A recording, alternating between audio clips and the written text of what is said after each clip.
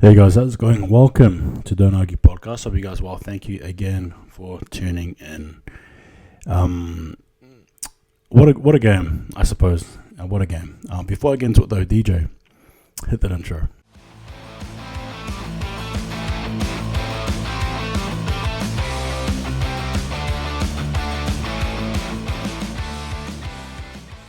Alright guys, hope you guys are well, and if you guys are new, don't forget to like, share, subscribe. At the same time as well, if you were there at Gather Round, I hope you enjoyed yourself, genuinely.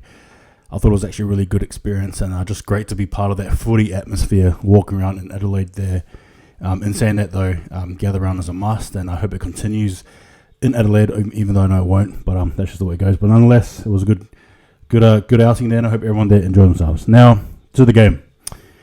Look, before I start talking about the game, I want to let you guys know that I understand the AFL have, since the game, admitted to an error there regarding the touch there by Aish. And obviously at the same time as well, despite that, they're still adamant about the dissent free kick, which is fair enough. But at the same time, obviously we all know that wouldn't have happened had Aish's hand been, counted for and not paid a mark, so we get that.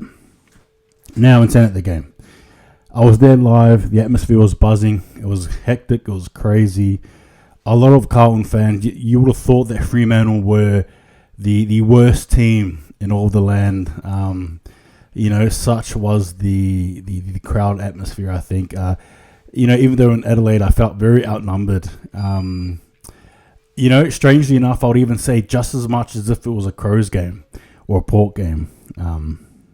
It was strange, but that's what happens when you have teams like Carlton who have a strong following. Anyway, nonetheless, the game itself was good. I thought the boys looked good. I need to praise the likes of Brayshaw, Hayden Young, Jeremy Sharp, again Nat Fife, Caleb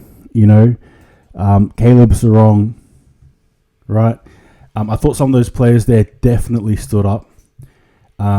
And I really appreciated just seeing how, just seeing how we were playing the midfield. I really thought Hayden Young brought a lot of strength to it. Really, I generally did. Jordan Clark as well, I thought was good. I just really appreciated just the tenacity, the strategy that we sort of brought upon ourselves there, combating a very determined Carlton outfit. Now we've got to realise, I realised in this game here that despite the result, I really thought to myself here in this game that we are actually we're a genuine top 8 team. Now obviously the season is young, the night is still young as they say, but still the point remains, we played so well, and despite the result, I really thought, geez, there's something here. I need to credit Joshua Draper, young man. He had a tough task of marking up against Curnow, right? He had a tough task of matching up against some of the veterans there. Charlie Curnow, Cottrell, I think he marked them up. Harry Mackay. I just want to congratulate him because despite there were patches there where obviously they got on top of him. I think a lot of the time he was actually able to mitigate issues that were arising. Defending, punching the ball, etc. And I thought this was a good lesson for him, right? So despite the loss, it was a good lesson for him, solely for him. And I really appreciated that about him. Jeremy Sharp. How sharp was he? Very sharp. I'll tell you what, though, just watching the game too live, a lot of Carlton fans or a lot of people seem to think that we got some free kicks that shouldn't have been given out, And I just think to myself, just whatever, honestly. I'm a staunch Freo fan through and through, and just hearing that garbage really didn't, let's just say it didn't make me feel good at all. It made me a little bit upset, but you sort of just move on with that, right? Jordan Clark, Luke Ryan, I thought was good. It was just everything that you wanted to see from Freo or hoped to have seen from Freo this year, considering the last 3 games we've had. This was it. Minus the result, this was it. It was everything, Now, granted, the likes of Jai Amos, in the fourth quarter there, he gets the mark, and I'm just praying, gets the goal in, and he doesn't, and he misses it. And obviously that led to us, just one goal, one behind. I thought he probably could have done a bit better. Okay? I don't want to do this, but I'm going to, ladies and gentlemen. Okay? Sorry, but it has to be said. Matt Taberner, I respect him as an AFL player. Anyone who plays AFL, whether that's one game, or whether it's 400 games, 350, 200, 100, 18 games, whatever it may be in between, you got to respect them, right? Because they're good enough in the story. However, Matt Taberner, looking at him live, his urgency, despite the one goal, his urgency, there were many times there where I thought had he pushed a bit more, had he tried a bit more, we probably could have swung momentum our way, but instead he didn't. He chose the more comfortable option. Okay, if you can read in between the lines there. You know, I thought he was just a bit too comfortable for my liking. You know, and I think I'll just leave it at that. Yeah, I'll leave it at that. But anyway. I thought for mine this was a good lesson here for the boys in the back line. Pearce, Clark, Ryan, Walker, right? Your usual suspects there, Ethan Hughes. But in saying that, I was very pleased by the midfielders, and I was very pleased with the forward line in patches. Some. Freddie was good. Unfortunately, went off injured, probably at the wrong time, in my opinion. It is what it is. We had moments to seal the game, though, particularly the third quarter there. We did, and we didn't.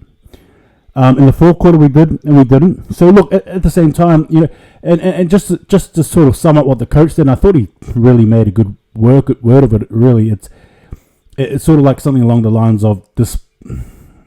We had opportunities and we flunked them. We threw them away, so to speak. And I agree with that. Now, you know, controversy aside, Fremantle, we were good enough to actually close the game and win it in the third quarter. And I think that says a lot about us in regards to how much we can improve, how much we can deliver, how much we can continue to be a good team. Right? This game here for me opened my eyes up in a good way. And obviously there was a loss there, and yeah, I won't lie. Maybe a tear streamed down in the left eye, maybe. But, you know, I just felt for the boys, and obviously I was gutted there as a fan. It was heartbreaking to see the loss there. But nonetheless, you sort of just dust yourself off, I suppose, as a fan, and you really try and search for the positives because they were there. Oh boy, they were there. They were staring us right in the face. That midfield we have, that defense, goodness me. You know, whenever sort of Carlton got the transition or counter-attack, we just seemed to defend. Our defense line was just ready for it on most occasions, right? Most occasions. Everyone there in Carlton a lot of people like to bring up the free kick differential. That doesn't mean anything, honestly. That doesn't mean anything to me. What matters to me, obviously, is what I touched on before.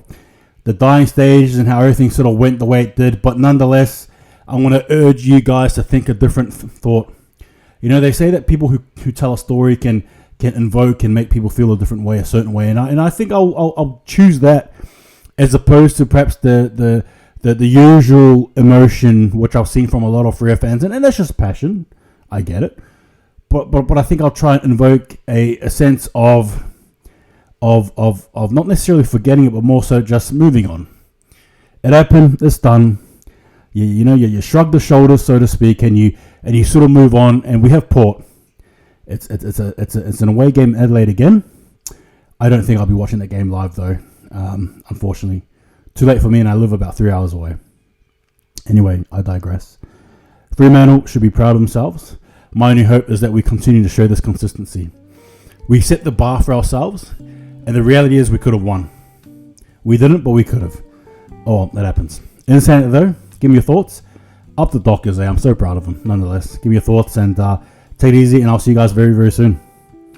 But yeah, all good. Go the Dockers in. Don't argue.